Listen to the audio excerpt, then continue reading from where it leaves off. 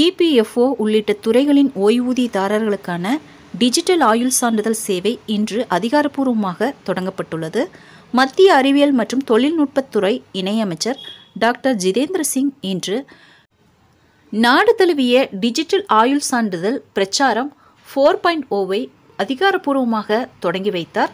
இதன் மூலம் முகம் அங்கீகரிக்கும் அதிநவீன தொழில்நுட்பத்தின் துணையுடன் ஆயுள் சான்றிதழ் சமர்ப்பிக்கும் நடைமுறை வரலாறு காணாத வகையில் எளிமையாக்கப்பட்டுள்ளது. மூத்த குடிமக்கள் தங்கள் ஓய்வூதியத்தை பெற தாங்கள் உயிருடன் இருப்பதை நிரூபிக்க நேரில் ஓடி அலைய வேண்டும் என்பது மனிதாபிமானமற்ற செயல் என்று அமைச்சர் டாக்டர் ஜிதேந்திர சிங் இந்த தொடக்க நிகழ்வின் போது அழுத்தமாக கூறினார். இந்த சிரமத்தை போக்கவே பயோமெட்ரிக் மற்றும் முகம் அங்கீகார தொழில்நுட்பத்தை மத்திய அரசு கொண்டு வந்துள்ளது என்றார். கடந்த ஆண்டு பிரச்சாரத்தில் மட்டுமே 52 லட்சத்துக்கும் அதிகமான டிஜிட்டல் ஆயுள் சான்றிதழ்கள் முகம் அங்கீகாரத்தின் மூலம் சமர்ப்பிக்கப்பட்டுள்ளது. இது இந்த திட்டத்தின் பிரம்மாண்ட வெற்றியாகவும் பார்க்கப்படுகிறது.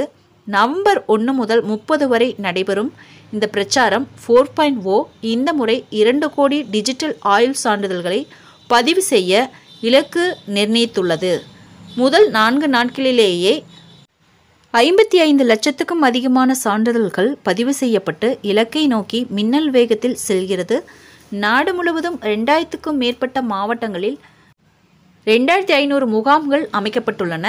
இதில் இந்தியா போஸ்ட் பேமெண்ட்ஸ் வங்கியின் பங்கு அளப்பரியது. 1.8 லட்சம் போஸ்ட்மேன்கள் மற்றும் கிராமின் தக் சேவகர்கள் மூலம் வங்கி கணக்கை பற்றி கவலைப்படாமல் வீட்டிற்கே சென்று சான்றிதழ் சேவையை அவர்கள் அளிக்கின்றனர். டிஎல்சி பிரச்சாரம் 4.0 இந்தியா போஸ்ட் பேமெண்ட்ஸ் வங்கி, ரயில்வே, இபிஎஃப்ஓ, சிஜிடிஏ மற்றும் தொலைத்தொடர்புத்துறை போன்ற அமைப்புகளுடன் இணைந்து செயல்படுகிறது. குறிப்பாக இந்தியா போஸ்ட் பேமெண்ட்ஸ் வங்கி தனது 1.8 லட்சம் போஸ்ட்மேன்கள் மற்றும் கிராமின் தக் சேவர்கள் மூலம் 1600க்கும் மேற்பட்ட மாவட்டங்கள் மற்றும் துணை பிரிவுகளில் முகாம்களை ஏற்பாடு செய்கிறது. இவர்கள் ஓய்வூதியம் வழங்கும் வங்கியை பொருட்படுத்தாமல் வீட்டிற்கே சென்று டிஎல்சி சேவைகளை ஓய்வூதியதாரர்களுக்கு வழங்குகிறார்கள். முந்தைய பிரச்சாரம் 3.0 கடந்த ஆண்டு நவம்பர் மாதத்தில் நடத்தப்பட்டது.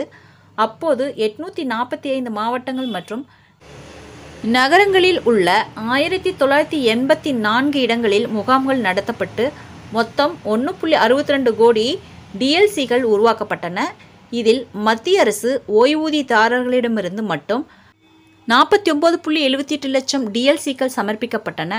மேலும் 90 வயதுக்கு மேற்பட்ட ஓய்வூதியதாரர்களிடமிருந்து 85,200க்கும் அதிகமானவையும் 100 வயதுக்கு மேற்பட்ட ஓய்வூதியதாரர்களிடமிருந்து 2,200க்கும் அதிகமானவையும் சமர்ப்பிக்கப்பட்டன. ஃப்ரெண்ட்ஸ், இந்த வீடியோ உங்களுக்கு யூஸ்ஃபுல்லாக இருந்தால் என்னோட சேனலை சப்ஸ்கிரைப் பண்ணுங்கள், லைக் பண்ணுங்கள், மற்ற நண்பர்களுக்கும் இந்த வீடியோவை ஷேர் பண்ணுங்கள். தேங்க்ஸ் ஃபார் வாட்சிங்.